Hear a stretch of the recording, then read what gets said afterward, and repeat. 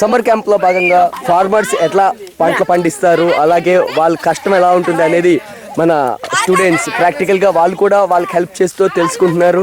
So ఇప్పుడు morning 7:30 సమయం అయింది, వీళ్ళు ఈ టైంలోనే ఫార్మింగ్ స్టార్ట్ చేశారు.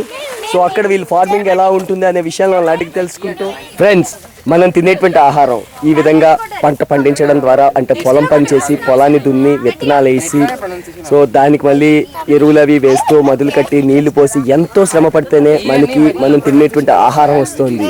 కాబట్టి ఆహారాన్ని వృధా చేయకండి, వాళ్ళ శ్రమను వృధా చేయకండి అనే విషయాన్ని వీళ్ళు ప్రాక్టికల్గా తెలుసుకుంటూ అందులో భాగంగా ఈవేళ వీళ్ళు పొలం పనిలో పాల్గొంటున్నారు, పొలం పనిని చేశారు. సో ప్రాక్టికల్గా ఇది చాలా కష్టంగా ఉంది కదా. ఒక ప్రాసెస్ ఆఫ్ 6 months ప్రాసెస్ చేశాక మనకి ఆ మొక్కలు అయ్యి అందులోంచి వరి అనేది వస్తుంది. అంటే మనం తినే ఆహారం ఇంత కష్టపడితే మనకు లభిస్తుంది. సో ఇంతగా వీళ్ళ శ్రమతో ఎంతో ఏంతో కూడుకున్నటువంటి ఆహారాన్ని మనం అనవసరంగా వృధా చేయకూడదు. ఓకేనా? మనం చాలా చల్లని అట్మాస్ఫియర్ అరుపులో ఉన్నాము, అది పొద్దున్న 7:30 టైంలో ఉన్నాము. ఇప్పుడు ఎండలో చేయడమే చెమటలు పడతాయి అంటే ఫ్రెండ్స్, మన ఏరియాలో 11 గంటలకి 12 గంటలు 1 గంట టైంలో కూడా పొలం పనులు చేస్తూ రకరకాల పనులు చేస్తారు. వాళ్ళు ఎంత కష్టపడుతున్నారో ఒకసారి ఆలోచించండి.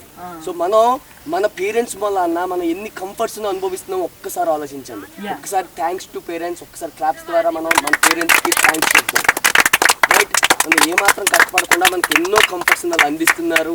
అలాగే మనం జాగ్రత్తగా వాళ్ళు ఎంతో చూసుకుంటున్నందుకు వాళ్ళకి థ్యాంక్స్. మనం ఈ రోజు నుంచి కూడా పేరెంట్స్కి రెస్పెక్ట్ ఇస్తూ, అలాగే రైతుకి రెస్పెక్ట్ ఇస్తూ, మన కంట్రీకి మన ఏరియాకి అందరికీ రెస్పెక్ట్ ఇస్తూ చాలా చక్కగా ఏది వేస్ట్ చేయకుండా ఉంటామని చెప్పి అందరం కూడా ఒక్కసారిగా చాలా చక్కగా ఉండబోతున్నాము. Are you ready?